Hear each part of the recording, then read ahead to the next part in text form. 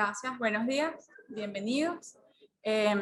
Gracias al Servicio de Cirugía Cardiovascular, el doctor Moreno, los cirujanos que nos acompañan el día de hoy, al personal de enfermería, que no sé por qué está por allá dividido, pero realmente el personal de enfermería ha sido clave para el desarrollo de todas estas sesiones de trabajo, de aprendizaje, y para fortalecer todo el conocimiento alrededor de esta terapia de oxigenación por membrana extracorpórea. Y bueno, mis compañeros también, gracias por estar aquí. Bueno, vamos a empezar hablando un poquito sobre qué es el ECMO.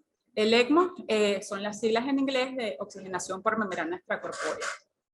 Básicamente, el ECMO es una forma de soporte vital extracorpóreo. Este tipo de soporte engloba todos aquellos sistemas mecánicos que son capaces de asistir o ayudar a mantener la función del corazón, de los pulmones o de ambos sistemas de manera temporal, bien sea por días o de manera prolongada, bien sea por semanas. Realmente el ECMO se considera un sistema temporal que básicamente va a extraer la sangre y la va a oxigenar de vuelta al paciente. Cuando hablamos de soporte circulatorio mecánico, vemos que últimamente hemos manejado o hemos estado en contacto con dispositivos como el Impella, que es este que tenemos aquí en el extremo de la izquierda, dispositivos de asistencia ventricular definitivo que básicamente van a bypassear lo que es el ventrículo izquierdo, indicado en estadios avanzados de insuficiencia cardíaca, donde probablemente el trasplante no es una opción. Dispositivos percutáneos con una asistencia con bomba centrífuga, bien sea de manera univentricular para un ventrículo o para ambos ventrículos, y vemos que llegamos al sistema de soporte circulatorio mecánico que va a englobar al ECMO, que básicamente se va a diferenciar del resto porque incluye una membrana oxigenadora. El ECMO, esa es la característica que tiene, que va a incluir una membrana oxigenadora. Ustedes van a decir, pero bueno, la circulación extracorpórea también tiene una membrana, sí, pero la circulación extracorpórea tiene una membrana específica para un momento específico. Gracias.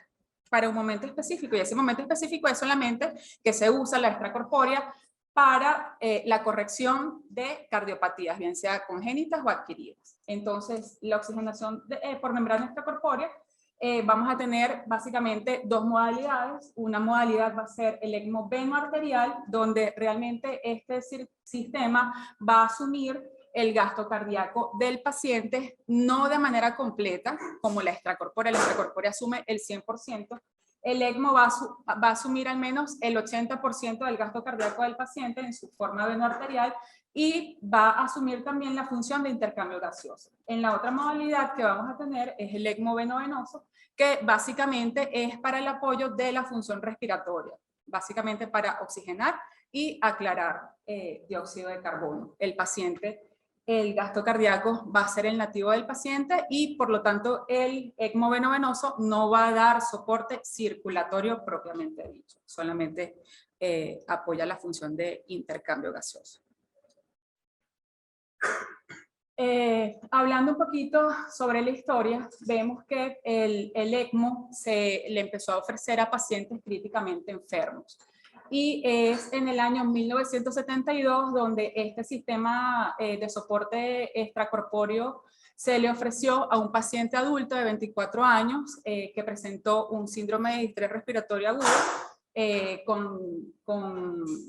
con afectación también de la aorta, con lesión en la aorta, producto de un accidente automovilístico.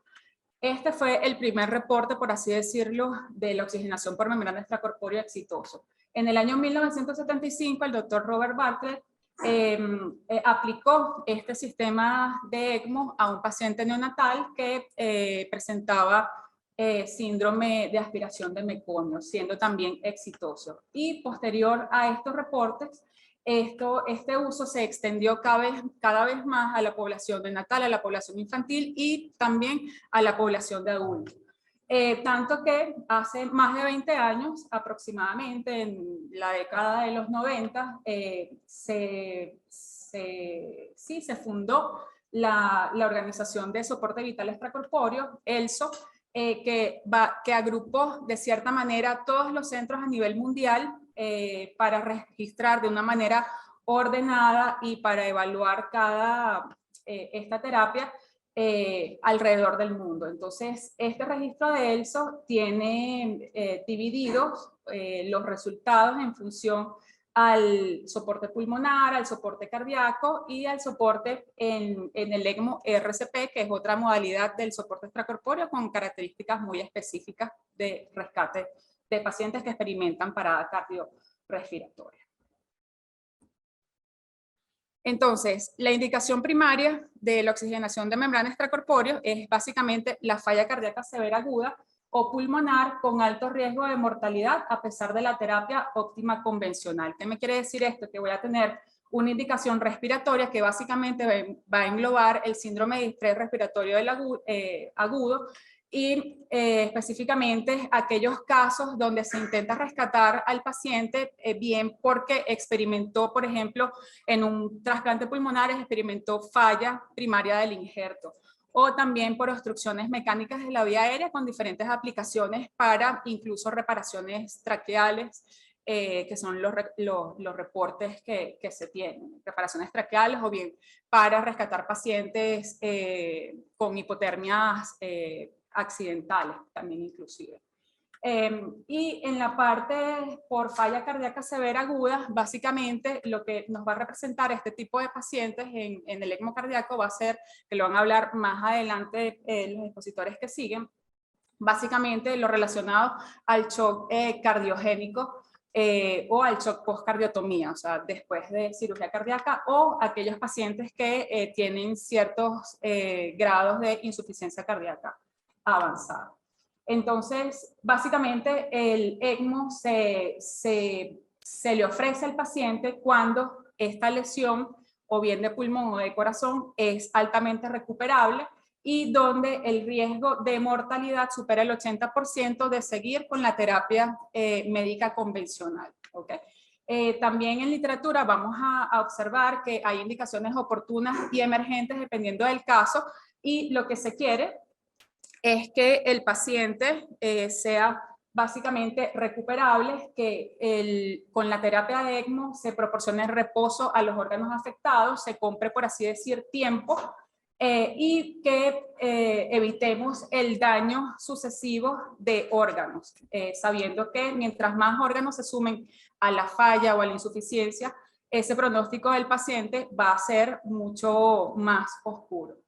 Tenemos que tener en cuenta que el ECMO tiene contraindicaciones, hay algunas que son absolutas y otras relativas por bibliografía, por lo que uno no puede, en este tipo de decisiones, no es blanco o es negro, se tiene que estudiar realmente el paciente o el caso de manera individual por un equipo multidisciplinario. Esto es que la decisión no va a depender del doctor Moreno, por ejemplo, o a lo mejor los especialistas de terapia intensiva, no, tiene que ser un consenso en función de la patología y del paciente que se está tratando. Pero hay contraindicaciones que están establecidas como absolutas, como un sangrado que sea incontrolable, como que el paciente tenga contraindicación para recibir anticoagulación, como que el paciente a lo mejor tenga una edad avanzada o que sea portador de una enfermedad terminal.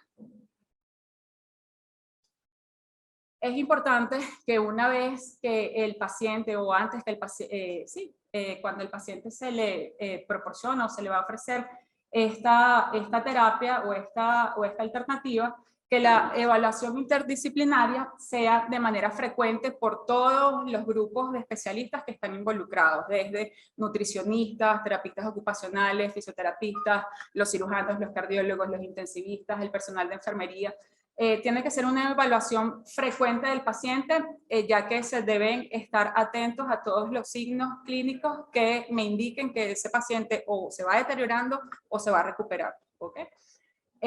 Por lo que el ECMO se va a plantear en aquel paciente que tenga una posibilidad de recuperación, donde hay una posibilidad para realizar una decisión mucho más definitiva, como la implantación de un dispositivo de asistencia ventricular, por ejemplo, definitivo, si es que la opción de trasplante no está disponible, o la opción de puente a puente, o sea, o la opción de que, o sea, lo que quiero decirles es que el ECMO se plantea siempre que el paciente tenga una opción, bien sea un trasplante, que se recupere, o que sea la alternativa para una asistencia ventricular definitiva, por ejemplo, en caso de que no sea candidato para un trasplante.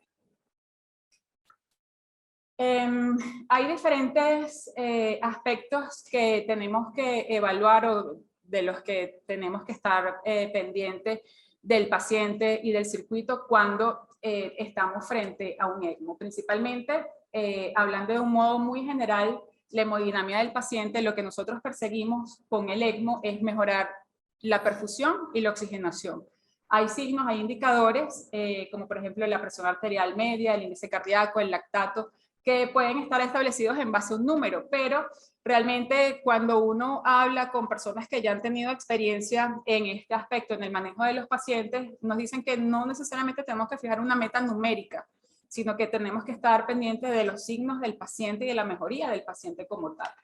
Sin embargo, bueno, la bibliografía indica que, al menos en el caso del ECMO, cuando es por soporte circulatorio, debemos mantener una presión arterial media al menos de 65 milímetros de mercurio, que el índice cardíaco proporcionado del paciente sea al menos de 2.2 litros por minuto por metro cuadrado, y que el lactato, la cifra del lactato, esté en rangos normales.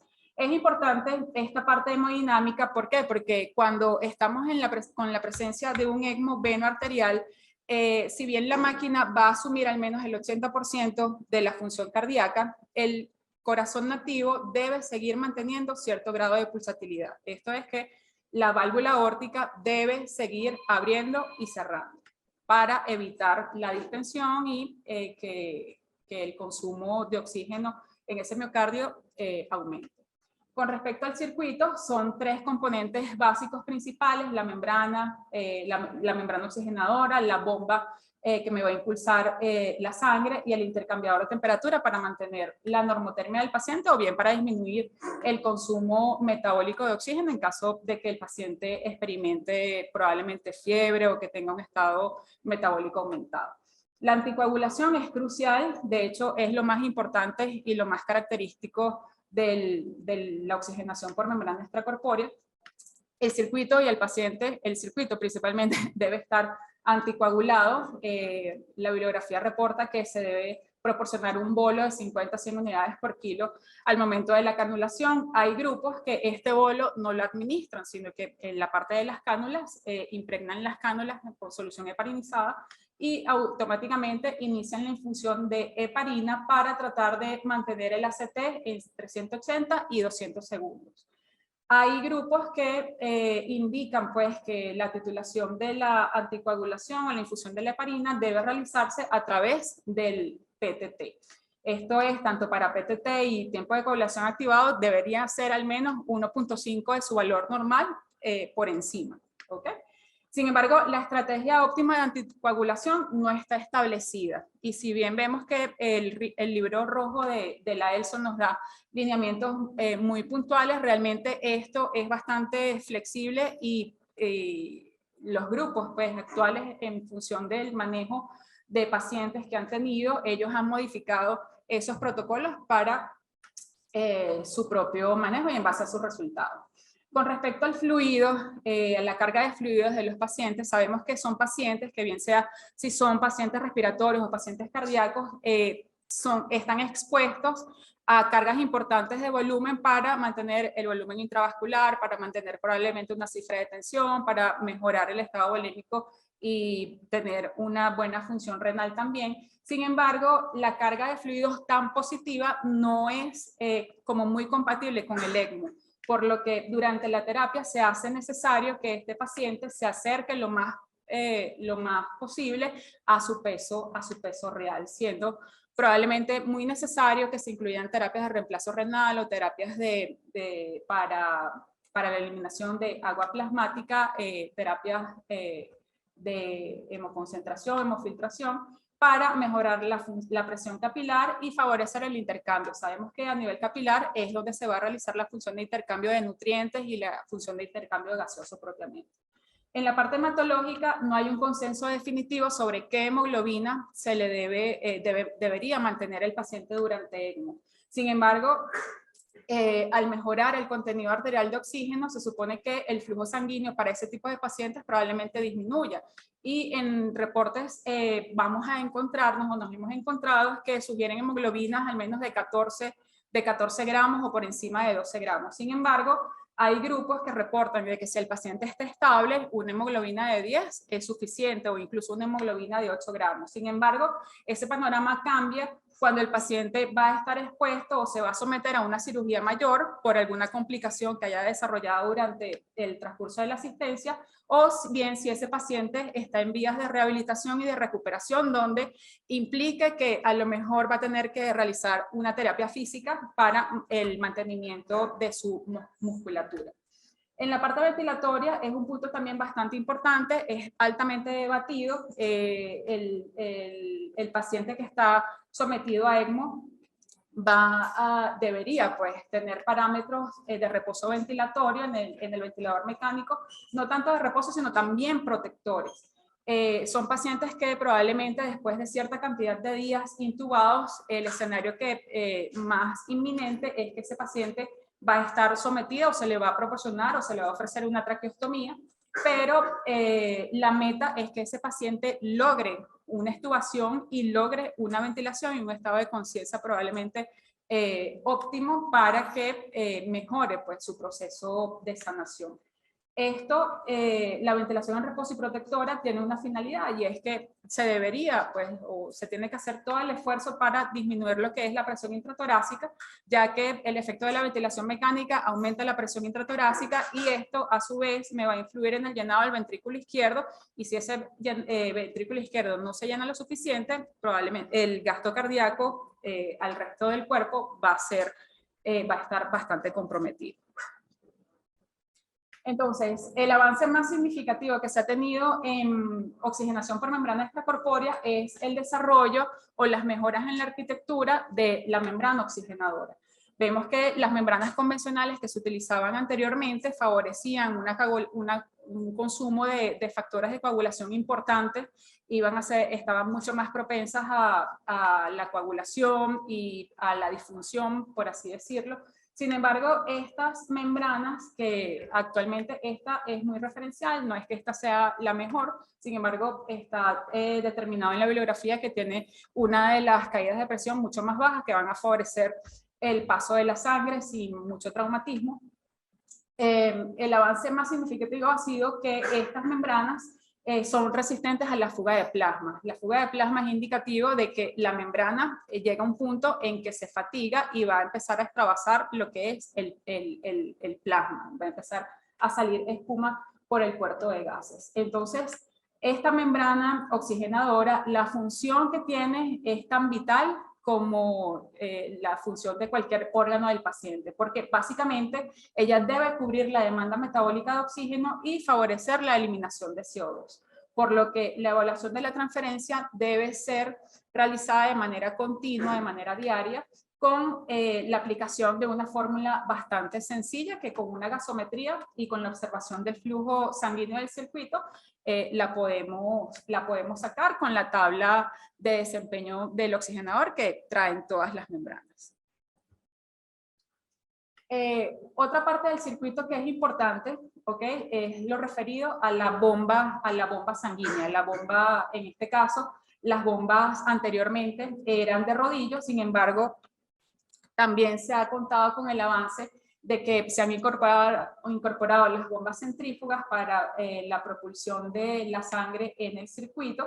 Actualmente las bombas centrífugas hasta levitan, o sea, tienen un elemento magnético que levita, es decir, que minimiza el roce de la bomba en sí con los elementos formes de la sangre, disminuyendo todo lo que es la activación del complemento y la respuesta inflamatoria.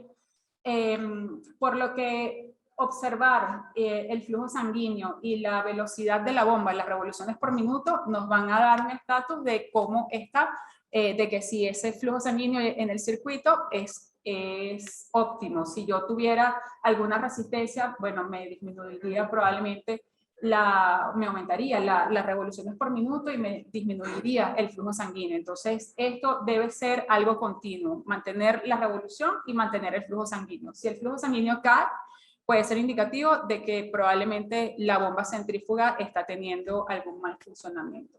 ¿Cómo sé yo que estoy proporcionando un soporte adecuado? Bueno, porque en el ECMO veno-arterial la presión del pulso arterial del paciente será al menos de 10 milímetros de mercurio. El corazón nativo del paciente debe conservar cierto grado de pulsatilidad, y porque en el ECMO veno-venoso la saturación arterial del paciente debería registrar al menos 80%. Sin embargo, dependiendo del estadio de enfermedad pulmonar del paciente, esa saturación puede estar incluso con reportes más bajos, incluso de 70%. Lo que les quiero decir con esto es que en el ECMO veno-venoso el paciente no va a presentar una saturación arterial de 100% como normalmente estamos acostumbrados.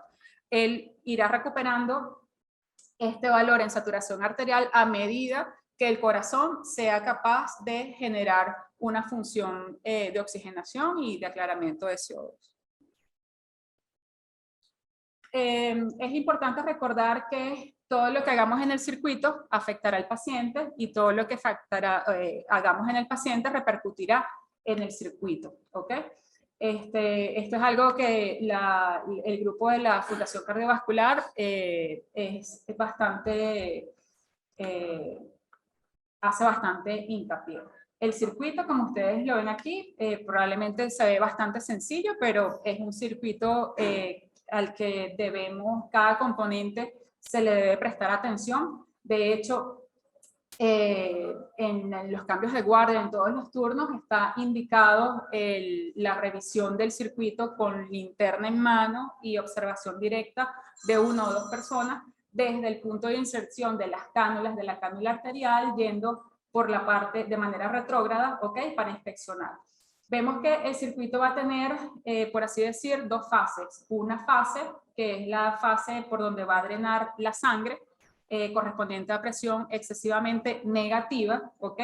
Vamos a tener la entrada de la bomba centrífuga y la salida de la bomba centrífuga a nivel lateral.